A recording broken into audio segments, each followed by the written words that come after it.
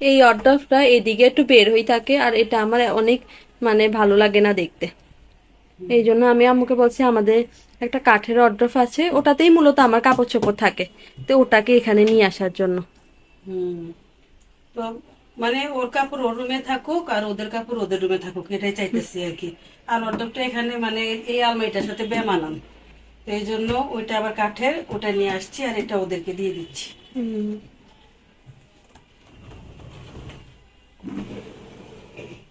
Dressing টেবিলটা একদম চিপার মধ্যে চলে গেছে, তো দাঁড়াই মানে চুল টুল আঁচড়াইতে অনেক কষ্ট হয়।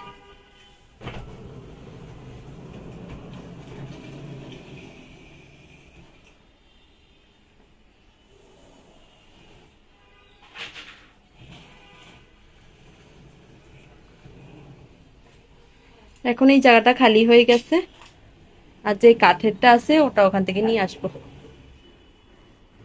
মানে প্রতিদিন বললাম না, আমাদের ঘরে প্রতিদিন কিছু না কিছু লাড়া দিই। এই কাঠের অর্ডারটা এখানে নিয়ে আসবো।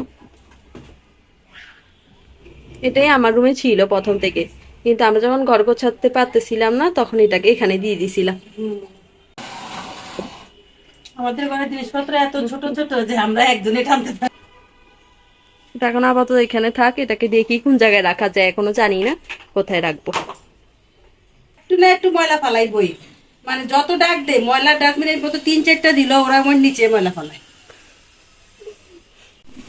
অর্ডারটা চলে আসতেছে, একদম চিকনা চাকনা অর্ডার। আমি একাই একটু নতুন বাসায় উঠলে মানে সেটিংস এর কোনো অভাব নাই। কিভাবে সেটিং করা যায় কোনো, একবারে সেটিং হয় না কিছু। আগের অর্ডারটা থেকে এই অর্ডারটা এখানে বেশি মানাইছে নাকি, এটা কিন্তু আপনারা কমেন্ট করে জানাবেন। আপনাদের কমেন্ট দেখে বুঝতে পারবো যে আমরা কি ঠিকঠাক রাখলাম নাকি না রাখলাম। এটা বদলানোর সময় যে কত কিছু আমাদের ভেঙে গেছে হিসাব নেই। আকাশ অনেক মেঘলা মেঘলা হয়ে আছে ঠিক আছে, কিন্তু এত বেশি ভাবসা একটা গরম পড়তেছে। এই তো আমার মেশিনের টেবিলটা এখানে রাখছি, এই দেখেন দরজার অল্প একটু খোলা যায়, কিন্তু সমস্যা নেই, ওরা বেশিরভাগ সময় দরজা আটকাই রাখে।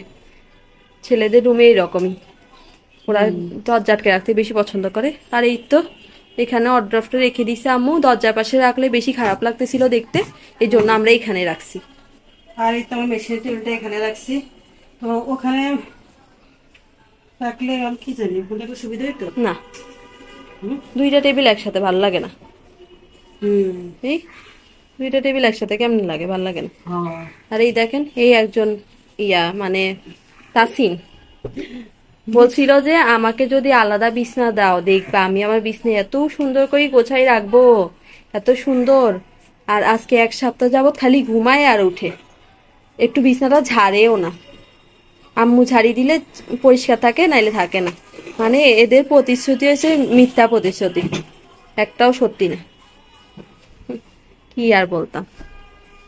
যাই হোক, এখনো আসলে আম্মুকে ধরবে, বলবে যে কিরে তোকে আলাদা বিছানা দিলে না, তুই পরিষ্কার করে রাখবি, এখন রাখোস না কেন। এই একজনেরও একই অবস্থা। সবার আমি গোছাই দিলে গোছানো হয় না, গোছায় না, ওরা মুখ দিয়ে বলে যে আমরা এরকম করবো ওরকম করবো, আমাদের দুই ভাইকে একটা ঘর দিয়ে দিও, আমরা পরিষ্কার করে রাখবো, আসলে মিথ্যা। দেখেন, কিছুক্ষণ আগে আম্মু বকি মশারিটা খোলাইস, নাহলে ওটাও খুলতো না। ও পারে আরো মশারিটা লাগাই রাখে, ঘুম থেকে উঠে আবার ওটার ভিতরে ঘুমাই যায়। যাই হোক, আমরা ওদের ঘর থেকে চলে যাই। আম্মু পরিষ্কার করে দেয় না, আম্মু বলে যে আমি সবসময় পরিষ্কার করে দিলে আমার উপর নির্ভরশীল হয়ে যাবে। তা আম্মু কি করে, পরি থাকে, ওরাই নিজেরা পরিষ্কার করে। আম্মু শখ করে আয়নাটার দিকে লাগাইছিল, এখন আয়নাটা একদম চিপার মধ্যে পড়ে গেছে। ড্রেসিং টেবিলটা এখানে রাখছি, আর সব কাজ করে এত বেশি ক্লান্ত হয়ে গেছি কি বলবো, কিছুই বুঝতে পারতেছি না কোনটা কোথায় রাখবো। তো আম্মু বলে যে একটু কেক খাই নাও, একটু খাবার দাবার করি, তারপর আমি অ্যাক্টিভ করি, তারপর আবার কাজ করবো। আমার কথা শুনেই বোঝা যাচ্ছে যে কত ক্লান্ত লাগতেছে। এই পুরো ঘরের অবস্থা একদম খারাপ। অবশেষে রুমটা এইভাবে গোছাইলাম, ওখানে ওভেনটা রেখে দিছি, আম্মু বলছে একটা ওভেন র্যাক নিয়ে আসবে ওই জায়গার জন্য। এখন আপাতত এইভাবে রাখলাম। এখানে ড্রেসিং টেবিল, এখানে টেবিলটা রেখেছি, আর এই তো ওয়ারড্রব। এখন কিন্তু ঘরটা মোটামুটি সুন্দর লাগছে। এখনো আমাদের অনেক কিছু সেট করা বাকি আছে, কিন্তু আপাততের জন্য এইভাবেই গুছিয়ে রেখেছি। আমাকেই কিন্তু এখন আগের তুলনায় অনেকটাই ভালো লাগছে। কালকে তো আম্মু জাজিমেরটা ঠিক করলো, আর আজকে এইটুকু কাজ করে ফেলছি। মোটামুটি এখন ভালোই লাগছে। ওভেনটাও এখানে দেখতে সুন্দরই লাগতেছে। আম্মু বলে যে এখানে দেখতে বেশি সুন্দর লাগে, ওখানে একটা সুইচ বোর্ড আছে, ওখান থেকে এখানে ওভেনে লাইন দিব, এই জন্য এখানে একটা ওভেনটা কিনে আনতে হবে। তো এগুলো আস্তে আস্তে করব। এখন যেতেটুকু পাচ্ছি গুছিয়ে ফেলেছি। আর দূর থেকে আপনাদেরকে ফাইনাল লুকটা দেখাই দিই, এরকম লাগছে কিছুটা দেখতে, ভালোই লাগতেছে। আগের তুলনায় এখনকার ডিজাইনটা একটু সুন্দর হয়েছে। আম্মু অনেক চিন্তা ভাবনা করার পরে এখন বলতেছে যে আমাদের সবচেয়ে পছন্দের রেসিপি পেঁপে ডাল রান্না করবে। চিন্তা ভাবনা করতেছিলাম কি রান্না করব, যেটাতেই হাত দেই সেটাতে মাছ দিয়ে রান্না করতে হবে। কালকে মাছ খাইছি, এই জন্য প্রতিদিন মাছ একদম ভালো লাগে না। তো আজকে আমরা শাকসবজি খাবো, মানে শাকসবজি না সবজি খাবো আজকে। আম্মু আবার একটু রাতে আশা দিয়েছিল যে মুরগি ভাজা করে দিবে, কিন্তু সেটাও আম্মু পরেতে বলে এটাও কই দিবে না নাকি। এর কারণ হচ্ছে আমরা পেঁপে ডাল অনেক কষ্ট করে খাই, এই জন্য ঘরে যখনই আম্মু পেঁপে নিয়ে আসে তখনই আমার ভয় ভয় লাগে, না জানি আম্মু পেঁপে ডাল রান্না করার জন্য। আমি পেঁপে ডালটা এত সুন্দর করে রান্না করি, এত ভালো করে রান্না করি যে যে কোনো মানুষ পছন্দ করবে, পছন্দ করে। ওরা কিন্তু পছন্দ করেই খায়। কোনোদিন এমন কোনো দিন নাই যে আমার পেঁপে ডাল রয়ে গেছে। আর ওরা যখন রান্না করি তখনই ওরা অমত করে। বলেন তো এটার কারণটা কি? আমি আসলে এটা কারণটাই খুঁজে পাই না। রান্না করলে খেয়ে ফেলে, কিন্তু রান্নার আগে দিয়ে অমত করে। এই হচ্ছে এখনকার ছেলে মেয়ের অবস্থা। আর যে গরম পড়ছে, এই গরমে রান্না করে বেশিক্ষণ থাকতেও মন চায় না। এই যে গরমের একটা নমুনা দেখা, এটা পেঁপে পাখি যেতেছে, রেখে দিলে খারাপ। আর আজকালকার পেঁপের ভিতরে বিচি কেন থাকে না, এটা কি কেউ জানেন? দেখেন পেঁপের ভিতরে কোনো বিচি নেই। অন্যান্য সময় ছোটবেলায় যখন আমার পেঁপে কাটতো তখন দেখতাম যে কি সুন্দর বিচি থাকতো, ওগুলা আম্মুর কাছ থেকে নিয়ে যাইতাম, নিয়ে খেলাধুলা করতাম। হ্যাঁ, ওটা মনে করো বেশিরভাগ আমাদের গাছের পেঁপে হইতো যে, কিন্তু এই যে বাজার থেকে যে পেঁপে গুলো আনি এগুলা কি বিচি থাকে না, কারণ কি কে জানে। পাকাটাতেও না, পাকাটাতেও থাকে না, না পাকাটাতেও থাকে না। এই যে পাকা পেঁপে কিনে আনলেও থাকে না। এবার চিন্তা করো, এগুলা সব হয়েছে ফরমালিন দেওয়া না? না, তবে এটা একটা মানে অন্য জাতের পেঁপে আর কি। এটা হয় কখনো? তাহলে এটার আবার উৎপাদন কিভাবে হইব? কলব থেকে। কলব থেকে? কলবের চারা এগুলো তো আর কি।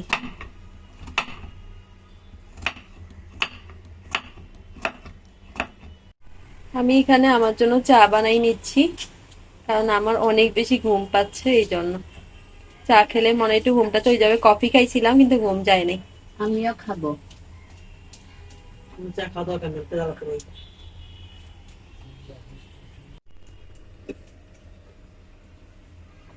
আমি চায়ের পাতিলের অনেক খারাপ অবস্থা করে দিছি।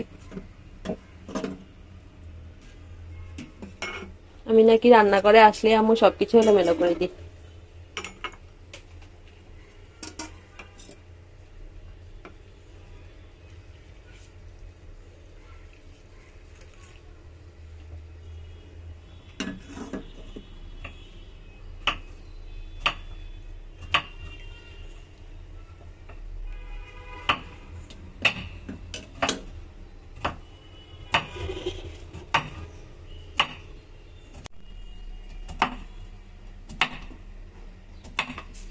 আম্মু এখানে অনেকগুলো আলু কেটে নিছে, এই দেখেন। কি ভাবতেছেন আম্মু, আলু ভাজি করবে না কি করবে আলুগুলো দিয়ে? আলুগুলো দিয়ে মাছের ডিম ভাজবো। আর এখানে আম্মু তুরেও আজকে রান্না করবে। তুরে তো সবাই খায় না, আমি আর আম্মুই মনে খাবা, যদি সবার ভালো লাগে তো সবাই খাবে। আর এখানে পেঁয়াজ বেশি করে কুচি করে নিচ্ছে, আর বেশি করে আলু কাটিয়ে নিচ্ছে, কারণ দুই বেলার জন্য হবে তো ওই জন্য একটু বেশি হ্যাঁ। করে দিচ্ছি। এই তো ওই দিন যে মাছের ডিম পাইছিলাম না, ওই ডিমটা রান্না করবে আজকে। এমনি কথা ছিল আলু ভাজি করার, কিন্তু হঠাৎ করে আমাদের মাছের ডিমের কথা মনে পড়ছে, তো বললাম আজকেই রান্না করি, পেঁপের ডাল দিয়ে খেতে অনেক ভালো লাগবে। হুম। আর ওইদিকে পেঁপের ডালে বাগার দেওয়ার জন্য আম্মু পেঁয়াজ আর রসুন একটু ইয়া করে নিচ্ছে। যাক, একটা আমার পছন্দের রান্না আম্মু করতে আছে। আম্মু আবার আমাদের সব অপছন্দের রান্না করে না, একটা যদি অপছন্দের করে তাই দুইটা পছন্দের করে। আলু একদম কুচি কুচি করে কাটছি আর একটু বেশি করে নিয়েছি, কারণ মানে আমি রাতের রান্নাটা একদম পছন্দ করি না, তো বিরক্ত লাগে, এই জন্য চাইছি যে রাতটা যেন হয়ে যায়, রাত আর দুপুরবেলা একসাথে যেন খাওয়া হয়।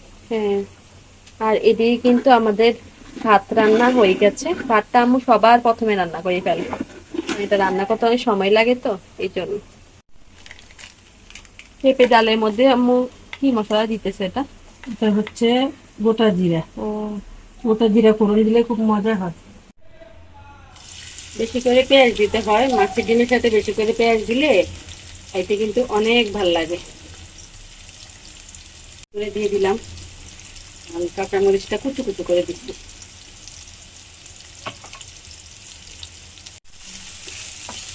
দেখেন আমার মেয়ে বলতেছে যে তেল কম করে খাও আম্মু, তেল কম করে খাও, মানুষের তেল বেশি খাওয়াতে অনেক ক্ষতি হচ্ছে। এই জন্য আমি অনেক তেল কম করে দিই তরকারিতে। আগেও আমি কম খাইতাম তেল, আমি কিন্তু তেল সবসময় একটু কমই খাই, কিন্তু আমার আমার চাইতে আরো কম দিতে বলতেছে ও, মানে আমি যতটুকু খাই তার থেকেও কম। সেই জন্য আমি এখন একটু তেল কম কমিয়ে দিই। আর মাছের তেলে, মাছের ডিমের সাথে অনেক তেল আছে, এই যে অনেক তেল আছে, এই জন্য আমি তেলটাও কম দিচ্ছি। এখন দিয়ে দেব, আগে একটু ভাজা ভাজা করি, তারপরে মশলাগুলো দেবো।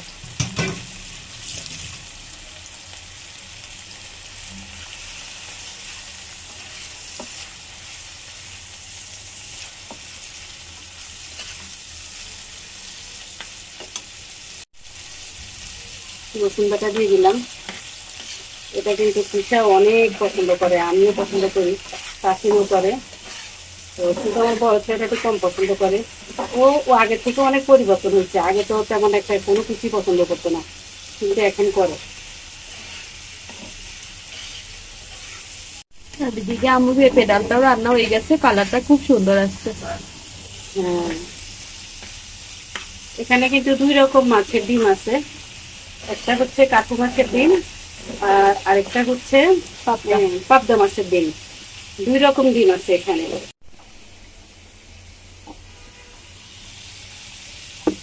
মাছটাতেই কি পরিমাণ তেল বেরোইছে দেখেন, আম্মু কিন্তু এত তেল দেয়নি। হ্যাঁ, এই জন্যই তো তেল কমাই দিচ্ছি আমি। এখন দিয়ে দিলাম একটু হলুদের গুঁড়া আর একটু লবণ। এই মাছের তেলটা কিন্তু আমাদের শরীরের জন্য একদম খারাপ না, এটা আমাদের হার্ট ভালো রাখে। ধনিয়ার গুঁড়া আর মরিচের গুঁড়া দিব, কারণ তো ঝাল ঝাল করে খেতে কিন্তু অনেক ভালো লাগে না। হ্যাঁ,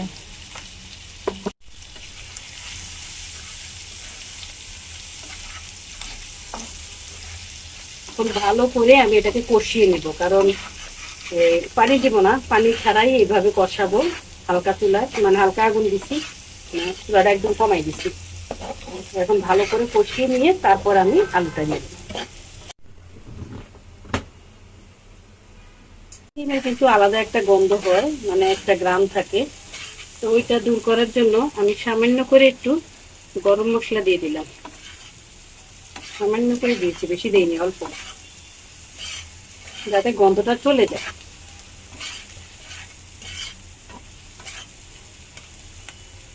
কত এত সুন্দর হয়েছে।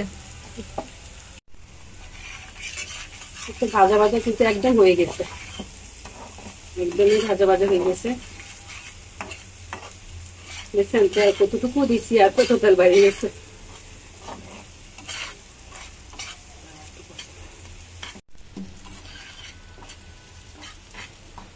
এই তো ভাজা ভাজা কিন্তু একদম হয়ে গেছে। তো এখন আর ভাজবো না, আর ভাজলে আবার মশলাগুলো দিতে লাগবে, তো এখন দিয়ে দিচ্ছি।